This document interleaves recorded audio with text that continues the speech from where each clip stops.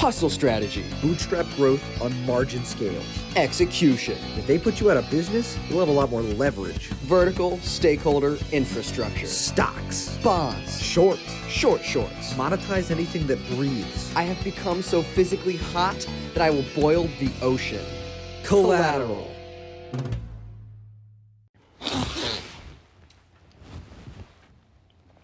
Welcome back to Collateral. This is episode 3. I'm Wyatt Matthews. Why'd you go so fast? What, you can't keep That up? was too fast. Okay. You started the intro way too quick. Welcome back to Collateral. This is episode 3. I'm Wyatt Matthews. And I'm Seth Teeth. See how much better that was? You took it nice and slow. Okay, you know what? I usually don't like to admit that you're right, but you were. Thank you. You're right. Thank you. Yeah, you gotta let them. You gotta ease them into it. I like to have faith in our viewers that they can understand. Yeah, but you can't just go around changing the algorithm. The algorithm. Yep. That's important. It is very important to be understanding the algorithm is kind of like our the new god. Mm-hmm. The new god that everyone needs to worship. The algorithm. That's right. You need to be praying. Yes. There's a strict set of guidelines and rules that you have to follow. The algorithm is a pool. What do pools have? Water. Rules. If you want to tap into those waters, you have to follow their rules. The algorithm, we're trying to tap into it. We're trying to harness the power. We want to know what it does, why it does it, how it does it, And how we can use it. and how we can profit off of that. Exactly. Because it's all about profit, really. It is all about profit margins in the algorithm are Motives. through the roof. Oh my God. It's Well, incredible. only if you can tap into it. If you can tap, if you have the ability and can function with it, you have to be worthy of the algorithm. You don't choose the algorithm, all right? The algorithm chooses you. Exactly. Yeah. So. Yeah, we've been working on that a little bit. You know, trying to tap into the algorithm, and I think we're making some pretty good, good movements in that. So we could be doing better. Certainly. We're looking at you, viewers. Yeah, I mean, this is really up to you. Really Our success is riding on your shoulders. Really could be doing a lot better numbers. Oh, yeah. I mean, so you know what I mean. Yeah. We were kind of disappointed in you guys, actually. Listen, viewers, you know what to do. Share this with everybody that you know. Grandparents, I'm sure they'll find a lot of good stuff in here. Share it with your parents, grandparents, your these friends. days. Gosh, don't even get me started. They need these. They need our advice. Yeah. We are keeping these grandparents alive. Exactly. Yeah, they need the advice of knowledgeable people. Yeah. Who have information that they won't know what to do with. So they really thrive with us. These past their prime retirees who just are looking for some sort of purpose in their lives. Right. Just waiting to die in these homes. Yeah. Yeah, they need collateral, These sad, dim, lonely homes. Yeah. These poor grandparents are just Right. in. When was the last time you visited your grandparents, Seth? Well, the last time I visited my grandparent was in it's probably wintertime. Grandparent. You Yes. only have one. Well, I have How many? Well, Seth, I have one grandparent currently alive on my mother's side, and I have one grandparent currently alive on my father's side. And I see my father, my grandfather on my father's side quite often. Oh, good. And I see my grandmother on my mother's side quite often. So Yeah. yeah, so I'd say I see them pretty frequently. Yeah, and they are frequent listeners of Collateral, of the 2 episodes of Collateral. So. Frequent listeners of both episodes. Of the 2 episodes that we have released, weekly. So they, have the knowledge. Waiting in their lonely, sad homes. All they do is wait for that good old Friday to come around. Oh, when can we hear our boy Seth? When can we hear his ideas and Yeah. Friday comes. And then, they are rejuvenated with a sort of, joyous, youthful energy once the episode releases. They and jump. They jump. Boy, do they jump. That is what people have been saying about the podcast, is that old people jumping has been through the roof, no pun intended. Yeah, think of a chart with the lines. It'd be going Lines being how far off the ground are my grandparents. and are they jumping? Boy, are they. Feet off the ground With literally joy, jumping. arguably. Feet in the air. The moment they hear that intro, Yeah, boy, those. It's like it's the 20s again. it's like it's the Roaring 20s again. They start roaring. Yep. These old people, they start roaring. Yeah. These old people, they just A lion. they become that. Yeah, they jump. The episode They starts, roar. and the roaring begins. Oh It's gosh, they didn't call them the Roaring 20s for nothing, huh? Amen to that. Wow. you had grandparents in the military? Yeah. All of them, or just the ones that aren't I believe I alive? had 2. Nope, sorry, 1. Get it straight. I had 1 grandparent in the military. Okay. Well, He served in Germany. I had 4. 4 All grandparents in the military. 4 of my grandparents were in the military. You have a lot of grandparents. Yeah. Your grandparents, are they all still alive? All 4 of them? They still nope. alive? Oh, No longer with us. I'm sorry to hear that. I know, it sucks, because we could really use the viewership. Yeah. But, yeah, they were all in the military. Take what we can get, huh? My grandfather on my father's side, he actually served. They all served together. Okay. Oh wow. Okay, interesting. Yeah, it was kind of a big thing. It was kind of like a family reunion before the family. Okay. So it was kind of just a reunion that turned into a family. Yeah. It's the beautiful thing about the military, is that it brings people together and it starts families. That's how I got here. Yeah. If it weren't for the Vietnam War, you wouldn't be looking at the Stamatthew family today. Yeah. No, I'm sure that's true. I'm sure that's true. Your grandfather, what did he do? Well, my grandfather was actually he was stationed in Uzbekistan for Vietnam. So yeah, he was stationed in Uzbekistan. What was his name? His name was John Teeth. John Teeth. Wow. Yeah, that's right. Real hard holder, right? Yeah. Oh, they called him the hard holder back in Uzbekistan. Let's talk about Uzbekistan for a little bit. Yeah.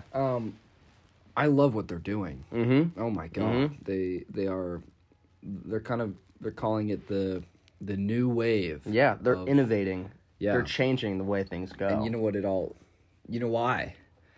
You know why. Yeah, well, I know why. The audience Say it doesn't with know. me. Yeah, The Uzbekistani sweat tunnels. Oh my god. From originally from Tashkent. Yes. Yeah, the Uzbekistani God. sweat tunnels. They are really making waves. They're an innovative new invention. Yes. That Uzbekistan has been, issuing out ever so slowly. Vertical. Well, they have vertical and horizontal tunnels. Yeah, It they have started out tunnels that go up and tunnels that go out. across and in through. around. Yeah, through. Yeah. They're paving the way for the industry of through. Yeah, Basically. Yeah. There's a lot of money in the through business, as we've come to learn. And the sweat tunnels are they're the new thing. They're the new hot thing in Uzbekistan. How do they work? Well, we don't want to give too much give away. it away, yeah. But let's just say they find an area. Mm-hmm. Couple miles, couple dozen miles. Yeah. They gather. The boys come down. The boys, yeah. They say About 15, 20 boys. 15 boys. They say, boys, Let's go. do you see that horizon? Mm-hmm. That's where we're going. Yeah. But we're not getting there by foot. Oh, no.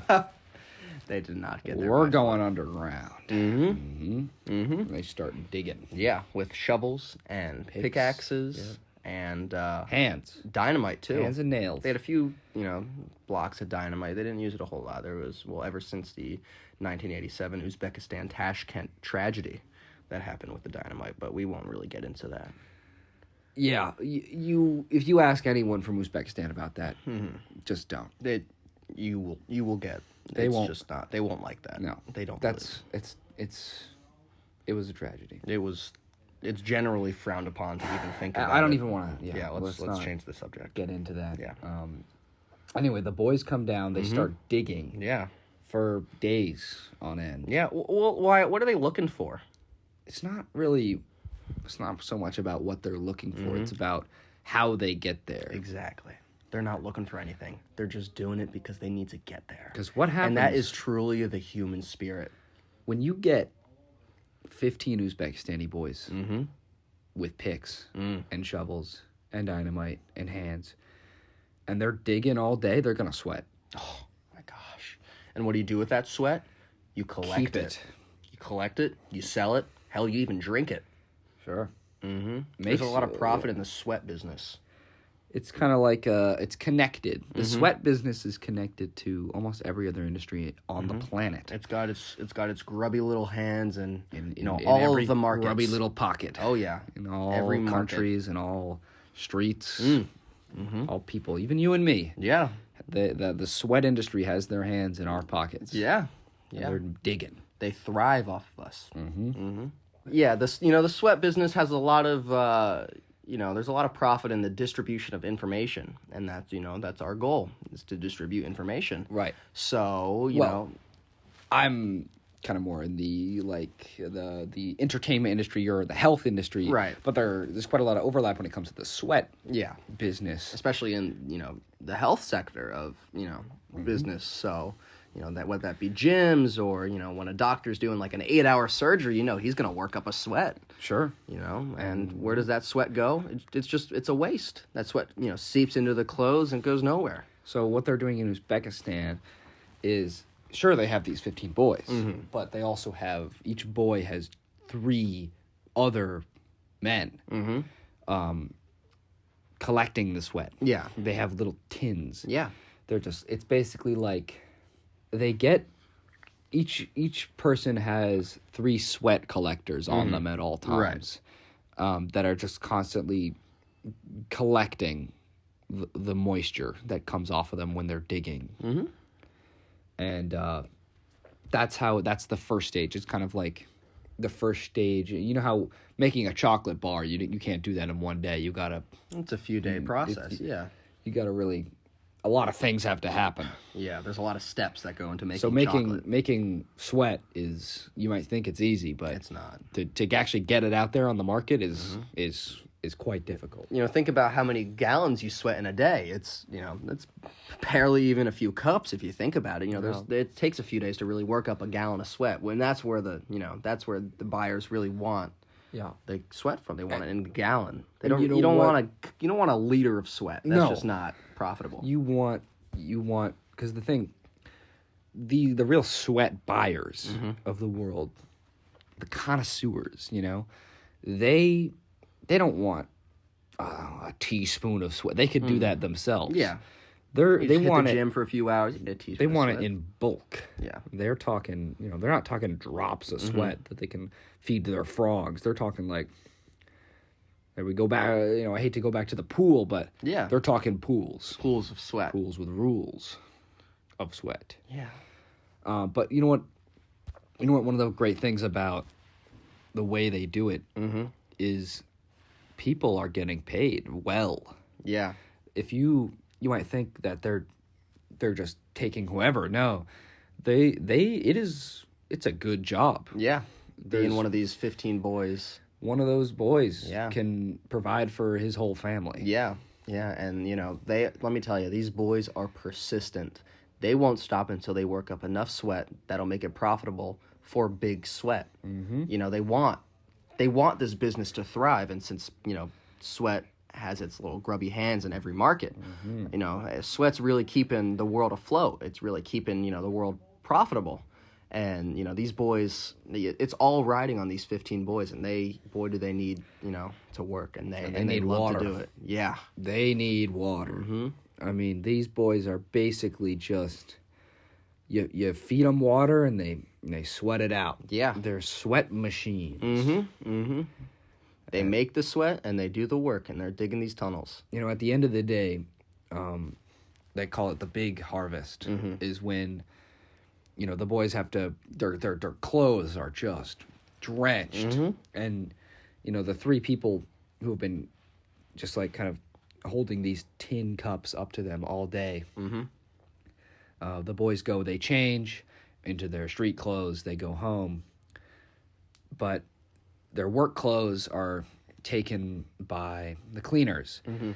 And the cleaners wring it out. Yeah. And that's really where I think 75% of the day's work Exactly. of sweat actually comes from. Yeah. 25%, okay, sure, you can dig a hole all day. Yeah. But most of that's getting absorbed. Exactly. Returns to the earth. Exactly.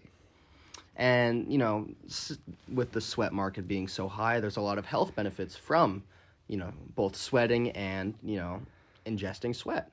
So, one of the health benefits for sweat is your brain grows quite significantly, actually. It actually fills up your skull, and it prevents concussions from happening, which is, concussions are, the number one. Not great. Yeah, well, exactly. But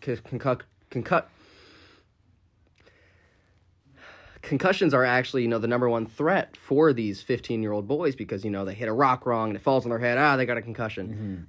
So, these boys, an added bonus of working and, sweating a lot is they get to ingest the sweat. And, their brain grows, fills up their skull and, prevents concussions. Yeah. So and we want to be clear. This is not just in Uzbekistan. This is global. It started in Uzbekistan. It was I don't even think it started. It was popularized there. During Vietnam. Yeah. It was the Vietnam War where I think the Vietnamese and the American soldiers they kind of came up with this idea together. Yeah. They realized, oh my God, we're fighting each other. We are really working up a sweat. Yeah. And boy, were they. They said, well, how can we one thing about war?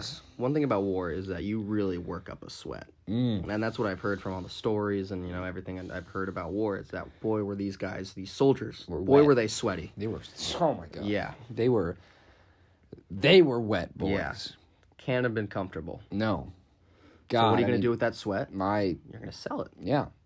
It was kind of,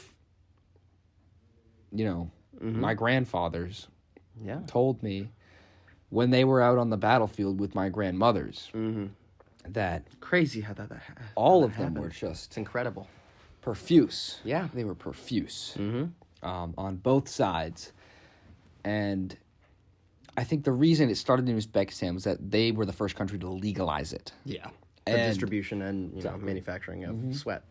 Once this really caught on, it was just country after country that was like, okay, we need to make this a thing now, yesterday. We need to make this right away. Yeah. To capitalize as on quick this. as we can.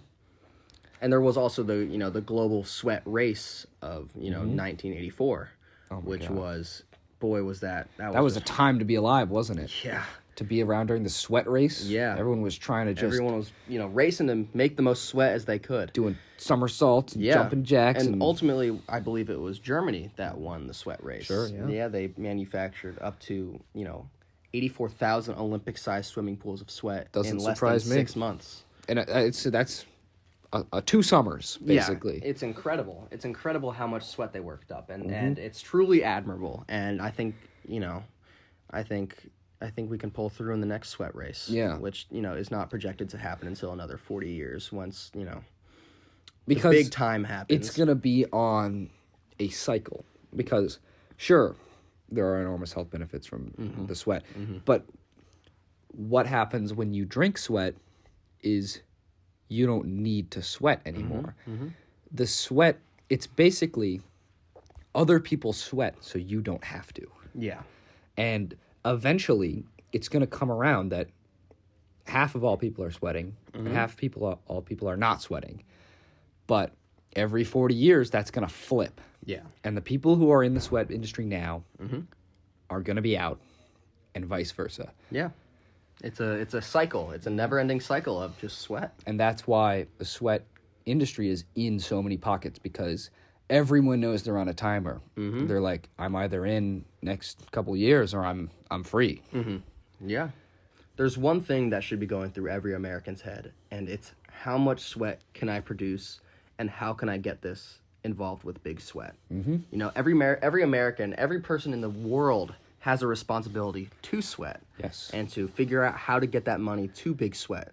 Because, Big Sweat can't do it alone. It needs No. help from God, everybody. no. All, 8 billion people on Earth. Jesus Christ, there's so- so many people. Gosh, that's a lot of So sweat. much sweat. Oceans of Yeah, of- seriously. of sweat. Ghouls Seas of of sweat. Yeah. Just They I heard there were talks about actually, making a sweat ocean. They were going to knock out Montana and just put a big pool perfect. of sweat, to hold all this sweat, because They already started. you can't really put sweat in a warehouse. You need to put it in a pool. Sweat is big. Yeah, It takes up more space than regular water. Yeah, it has more molecules per capita than water. It is not dense. It is No. a very sprawling substance. Yeah, absolutely. So they were going to knock out Montana and just dump all the sweat in there, and that's where they're going to have, the sweat receptacles. And obviously there's going to be security there, so not just anybody can get in there and steal those the security are going to be wearing a lot of clothes. sweat. Yeah, because boy, do they have they have these tubes connected to them. It's that like when Dune. I was Have just you going to seen say Dune? that. I have It's- seen Dune. Yeah, It's like the sweatsuits of Dune. yeah. So these security guards are going to have these suits that collect any sort of, perspiration on them, any kind of sweat. And it's going to, since they're right next to the sweat pool of Montana, the Montanian sweat pool, it's going to dump all the sweat into, the pool. Yeah. And it's going to be... Basically, it is Dune. It is pretty much The Dune. end goal here is Dune. Yeah. And everyone's got the sweatsuits of Dune on them, and they're wearing them, and Well, they don't look exactly like Dune. Yeah, But well, because okay. there's copyright. And, well, yeah, sure, Yeah. sure, whatever. But they'll understand. They'll get it, You know, yeah. it's like Dune. It's yeah, everybody's seen Dune. Everybody's Yeah. read Dune. everyone has Yeah. read that. And I've heard the it's movie, the most popular book ever made. something like that. Yeah. It's definitely up there. So people are gonna know. People are gonna reckon. Okay, yeah, I read that book. I want that future. Mm-hmm. I want Timothy Chalamet to rescue me. That's basically what the whole point of the Vietnam War was. Yeah. It was, okay, we're fighting today, but our children's children will be saved by Timothy Chalamet. Exactly. That was kind of the whole He's beginning. like a prophet, if you He really is. think about it. He's a messenger.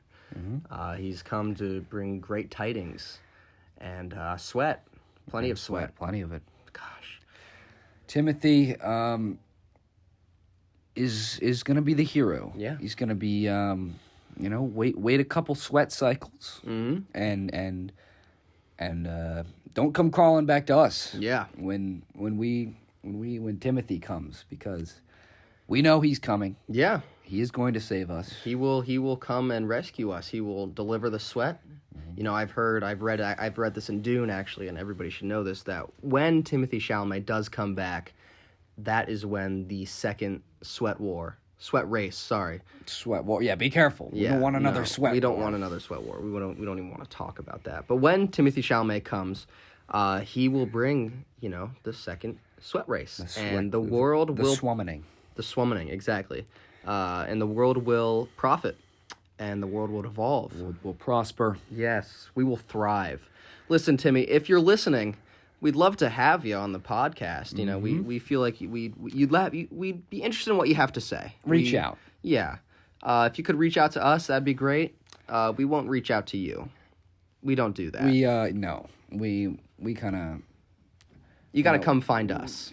Your agent will figure it out. He knows what to do. Our agents will talk to you. Anyway, Your agent will reach out to us, and we will either and respond we will say or not no. respond. You need to reach out again. Yeah. We don't let. It's kind of a vetting process. We don't just let anyone on. We're getting to the point where we're growing so big that we just don't want It's so too many many. emails. It's too many too requests, much. to Too many handle. notifications. It gets annoying. But still not enough views. So No. So keep if you are watching, maybe watch again. Yeah, make sure to send this to your grandparents who are currently in war. Make sure to send this to your family, any sort of people in your family. Make sure you watch this with your cats, Yes. or your dogs, or your frogs, ants. or your fish. I'm talking about actual ants. Yeah, literal ants.